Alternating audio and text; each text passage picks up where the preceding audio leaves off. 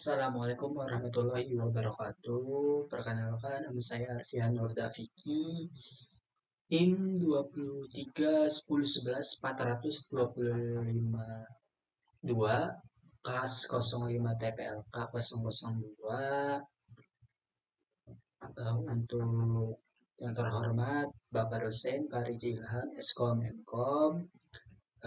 Saya di sini akan menjelaskan mengenai prediksi harga asuransi kesehatan ya, menggunakan mesin dengan Python ya. Lanjut. Nah, untuk latar belakangnya itu pertama, asuransi kesehatan itu menjadi kebutuhan penting ya di era modern sekarang ya.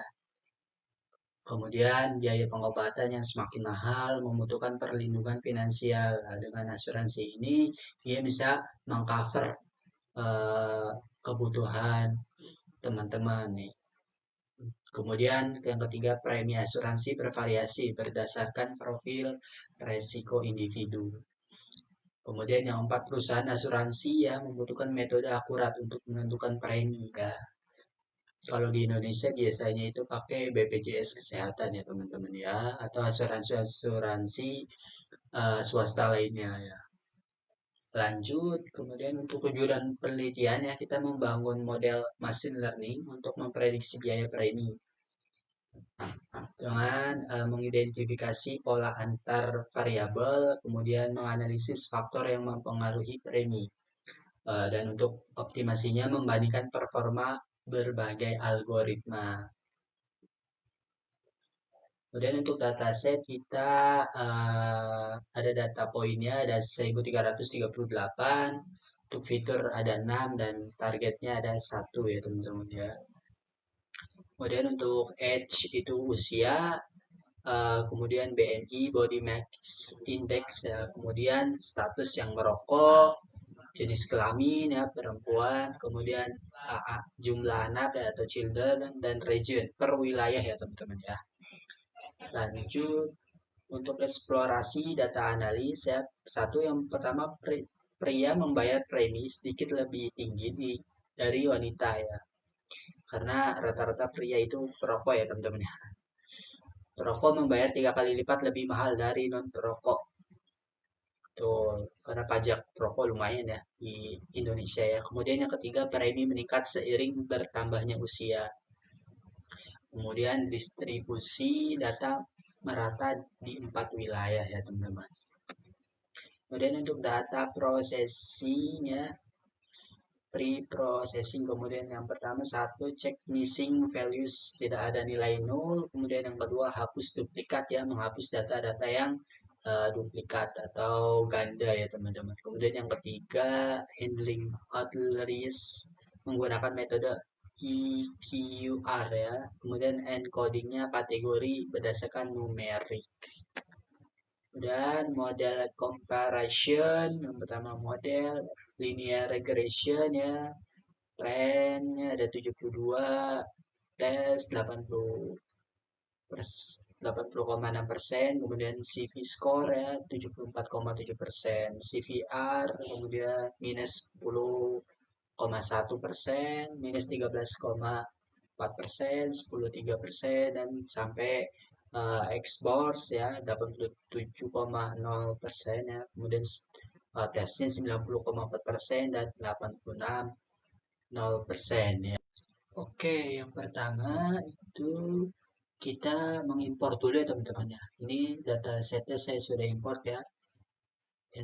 Insurance.csv. Pertama itu kita mengimpor NAMPI dulu ya teman-teman ya. Import NAMPI as NP ya. Kemudian import andas as P, kemudian import seaborn ya, as NSS ya, kemudian import matplotlib ya teman-teman.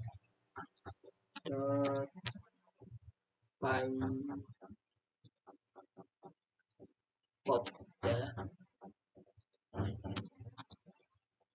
as pt ya teman-teman ya. Kemudian import peringatan atau warning ya, import warning ya. Kemudian warning dot filter ya, warning. Kemudian dalam kurung kita ignore ya teman-teman. Nah, jadi teman-teman ya, kita harus mengimpor dulu ya kumpulan-kumpulan pustaka nih teman-teman ya. Pandas itu berfungsi membantu memuat bingkai data ya dalam format susunan ya, dan memiliki banyak fungsi untuk melakukan tugas analisis sekaligus. Kemudian array NumPy ini sangat cepat dan dapat melakukan ya perhitungan besar dalam waktu yang sangat singkat ya teman-teman ya. Untuk Matplotlib atau Seaborn itu perpustakaan ini digunakan untuk menggambarkan visualisasi ya teman-teman ya. Kemudian sekarang mari kita gunakan pustaka data atau bingkai data ini untuk membuat kumpulan data ya, 5 baris pertamanya aja ya teman-teman ya. Teman-teman bisa tulis df sama dengan pd titik read underscore csv maksudnya, dalam kurung insurance.csv ya. Kemudian di bawahnya teman-teman bisa tulis df ya. Coba kita running ya teman-teman. Nah, ini untuk data 5 baris awal ya teman-teman ya. Ini ada usia 19, 18, 28, 33, 32 ya. Ini untuk female, untuk perempuan ya. Body max 27.900. Gender tidak ada ya teman-teman ya. Smoker yes ya. Regionnya barat ya. Ini untuk church-nya. Datanya ini ya. 1 sampai 0 karena indeks itu tuh dimulai dari 0 ya teman-teman, yang dari 1 ya, jadi 0 1 2 3 4 5 saya sendiri ya teman-teman ya. Mengamati ya baris kolom ya. Kemudian teman-teman kita dapat kita tulis lagi di sini df ya .info.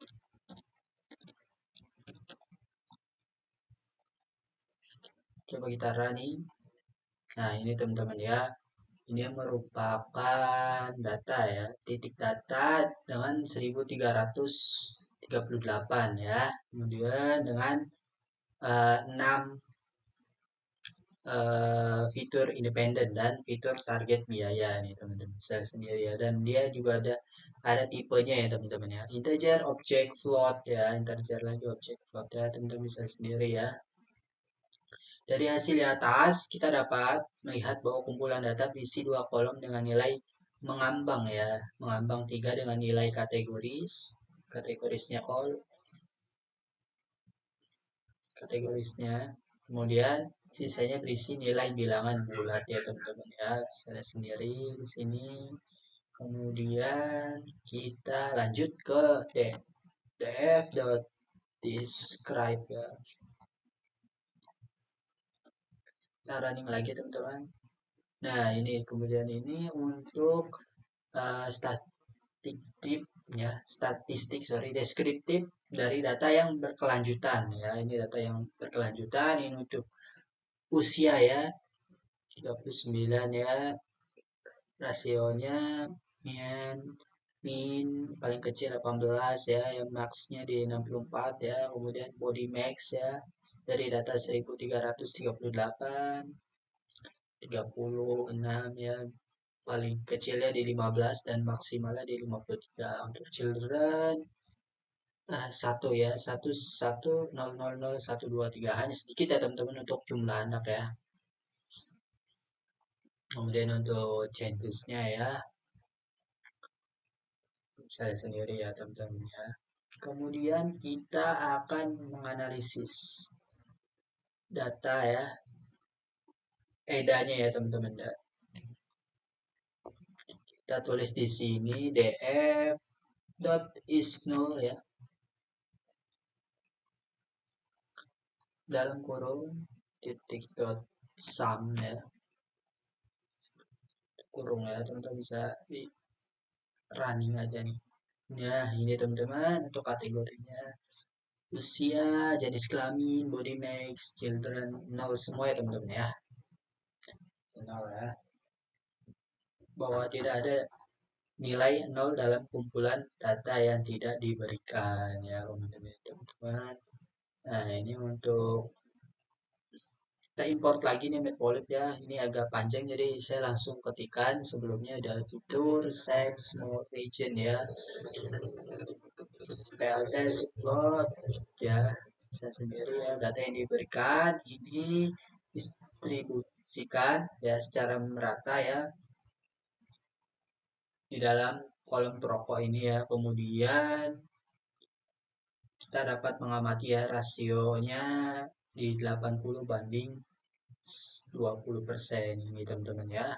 Jadi yang tidak merokok itu ada di 80% dan 20% itu perokok ya teman-teman, dari data eh, jenis kelamin laki-laki dan perempuan. Jadi benar-benar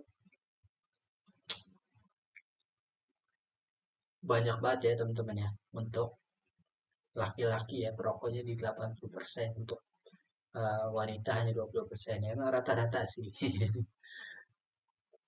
Kemudian untuk fitur ya, fitur lagi kita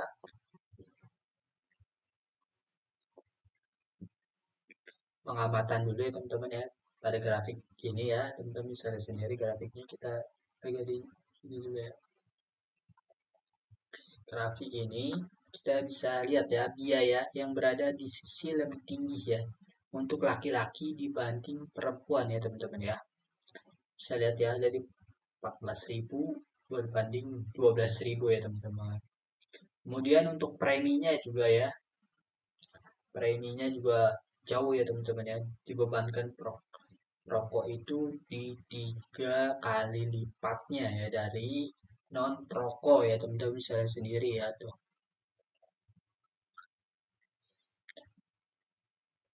Biayanya kira-kira sama ya, dibebankan untuk keempat wilayah ya, timur, barat, selatan ya, timur, barat, selatan ya teman-teman ya. Bisa lihat sendiri tabelnya ya. Kemudian kita tulis lagi import seaborn as fitur lagi ya. Ya fitur di usia atau age dan BMI body max ya teman-teman ya. Bisa lihat sendiri ini hasilnya ya. Perbedaan yang jelas dapat diamati ya di sini antara biaya yang harus dibayar oleh perokok ya. Juga di sini kita dapat mengerti bahwa seiring bertambahnya usia seseorang ya, harga premiumnya juga naik ya teman-teman ya. Jadi semakin tinggi usianya, semakin biaya preminya semakin naik ya teman-teman ya. Nah, kita akan masuk ke pemrosesan data ya teman-teman ya. Tapi saya sendiri kita langsung ketik aja di sini ya. Ini udah ada karena waktunya ya teman-teman ya, di dev drop duplicate ya. Ini kita duplikat. Nah, dapatlah. Oh, tidak ada outlier ya yang ada di kolom usia ya teman-teman ya. Saya sendiri kemudian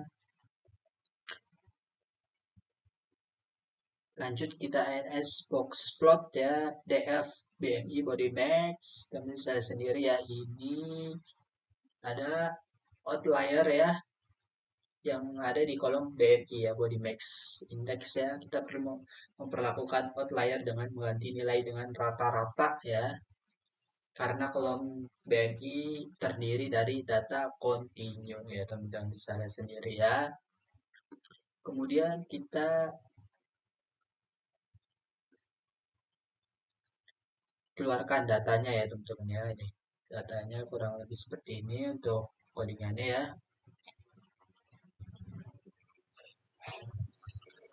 menghasilkan ya 13,67% dan 47,315% ya. Kemudian teman-teman kita harus menginstal juga ya fitur engine-nya ya teman-teman ya. Tadi ini untuk sudah beberapa yang sudah saya install ya, seperti Nampi, Panda, semuanya udah ya teman-teman ya. Dan ini fitur yang di atas ini saya baru baru banget ya untuk installnya, bisa lihat sendiri ya.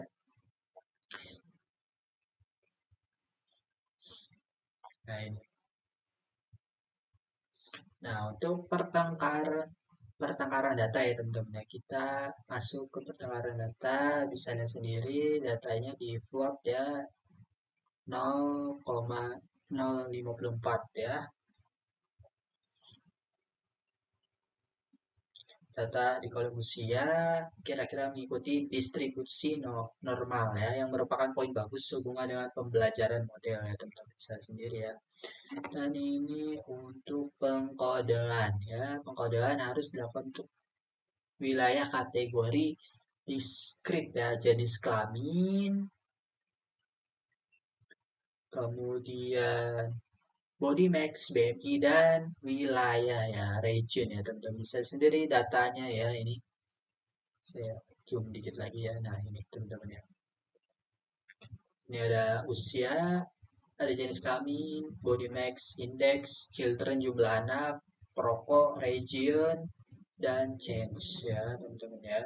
Untuk hasil seperti ini. Kemudian, nah kalau data di screen-nya dikodekan dan pemrosesan data bagian pertengkaran data selesai ya. Sekarang kita ada lanjut pengembangan modelnya, kita kembangkan lagi ya teman-teman ya. Kita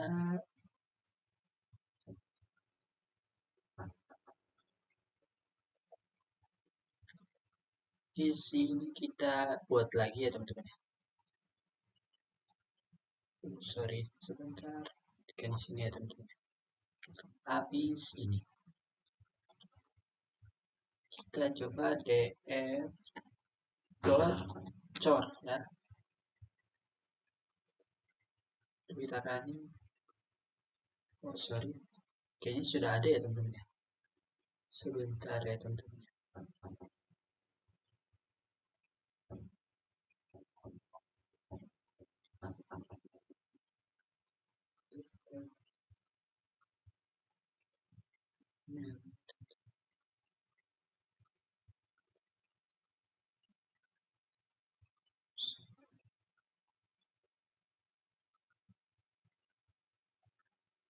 Oh iya, sudah ada ya teman-teman ya.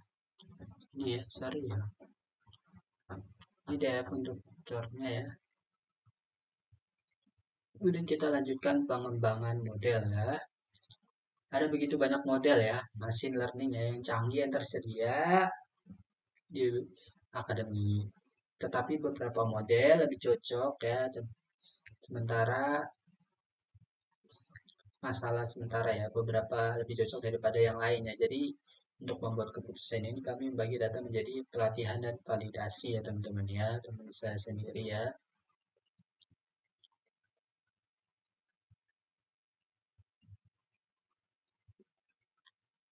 Ini sudah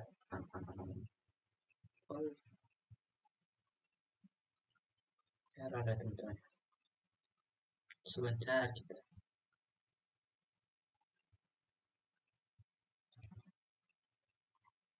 abaikan aja teman-teman ya. Nah langsung aja kita untuk mengidentifikasi ya teman-teman ya, nomor random ya, state terbaik untuk kumpulan data ini sebagai 42 ya. Sekarang ini dan mencoba dengan algoritma yang berbeda ya untuk skor dan akurasi yang lebih baik ya. Sekarang mari kita latih beberapa model pembelajaran mesin pada data pelatihan dan kemudian gunakan data validasi ya teman-teman. Seperti ini untuk codingannya extract, stage, extract, test split ya, kemudian LR model, dan ini untuk hasilnya ya teman-teman ya. Untuk hasilnya di 0,7293 ya, panjang sampai 8, kemudian 0,80, 46, sekian ya, kemudian 0,74 ya teman-teman ya. Nah, untuk ini menggunakan linear regression ya, untuk hasilnya seperti ini, dan ini kita lanjut ke matrix ya teman-teman ya, menggunakan SPR dengan model VT yang sama, X-trend, Y-trend ya teman-teman, dan hasilnya minus ya teman-teman ya, di 0,097734 ya. Kemudian ada tiga hasil juga ya di 0 near, jadi ada tiga ya teman-teman, print score ya, X-trend, Y predicted trend 1, kemudian R2 ya skor Y test ya, Y predicted 1, kemudian print crossfall ya, skornya di 0,10364 ya, 89 ya, sampai 35 ya. Kemudian kita menggunakan gradient boosting regression ya teman-teman ya, sama kita modelnya ngambil dari X-trend dan Y-trend ya, dengan Y predict ya, GB model dot predict X-trend, kemudian YP predict 3 sama dengan G model predict ya, printnya kita Y-trend. Nah, kemudian import juga ya, grid search CV-nya, kemudian gradient things regressor, kemudian params ya teman-teman, learning rate ya, dan hasilnya ini ya, learning 0,8 ya itu. Kemudian nah ini untuk yang pakai Xbox ya, regressor ya, X model fit sama ya, semuanya ini sama untuk datanya ya, from skeleton importnya grid CV, estimator, XB regressor ya, params ya, kemudian ini untuk datanya 10, 15, 20, 40, 50 ya, max deep ya, gamma, kemudian grid.fit, printnya grid base params ya, hasilnya seperti ini ya teman-teman ya, 0,99, 54, 1, 2, 3, 49 ya, sama 47, ini hasilnya sama ya, gamma hasilnya ada 6, kemudian gambarnya 0, tipnya ya 10 ya, estimator ya, tipnya 3, estimator 10. Kemudian fits ya, data frame, data grid, estimator ya teman-teman, fitur index x dot column ya, kolom importance ya, ini size dia untuk age-nya di 0,03 atau usia ya, jenis kelamin di 0 ya, 0,0, body mass di 0,1, children di 0,01 ya. Kemudian perokok di 0,8 ya, paling gede ya teman-teman ya. Di region 0,0 ya. Nah, untuk fitur batch ya, sama ini kurang lebih ya. Importance ya. Nah, DF drop ya, six region, jenis kelamin dan wilayah ya teman-teman ya. Pledge, kemudian X, sama dengan DF drop ya, chargers ya, strength ya, semuanya sama ini. Untuk modelnya X-trend, Y-trend ya, Y-test ya, kemudian final modelnya XSG Boards ya, sorry, di estimator 15, max-nya di 3, gamma 0 ya teman-teman ya. Final model kita ini dari hasil yang tadi kita uh, hasil dari ini ya teman-teman ya, dari atas ini kita simpulkan ya, dan hasilnya seperti ini ya, 0, nah kemudian untuk final modelnya kita bisa from pickle import dump, dan ya, kemudian nah ini untuk data barunya ya teman-teman, ini langsung kita simpan aja nih, insert method pkl ya, sorry. Kemudian ini data baru ya teman-teman ya, usianya 19, jenis kelamin laki-laki, body mass 27 ya, children 0 ya, atau jumlah anak, smoker yes, region north east ya, atau wilayah timur ya, indeksnya 0, data smoker, data map yes 1, data sex region axis ya. Final model produk new data, jadi arraynya di 18.035 ya, 828 ya, tipenya float 32 ya.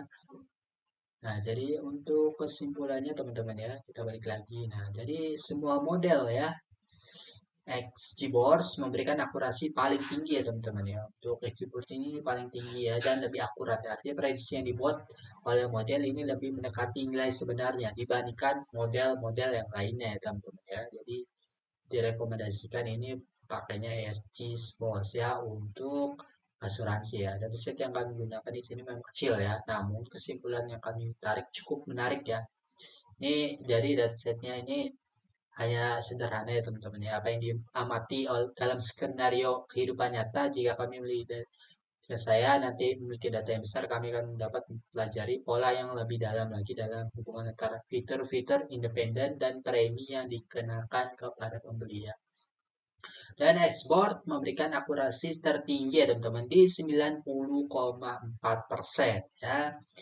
Untuk fitur pentingnya di smoke atau perokok, age itu usia, baby body mass index dan jumlah anak ya teman-teman ya. Fitur untuk jenis kelamin dan wilayah dapat diabaikan. Model dapat memprediksi premi dengan akurat. Contohnya prediksi pria 19 tahun dengan body mass 27,9 dan rokok itu di $17.483 ya teman-teman.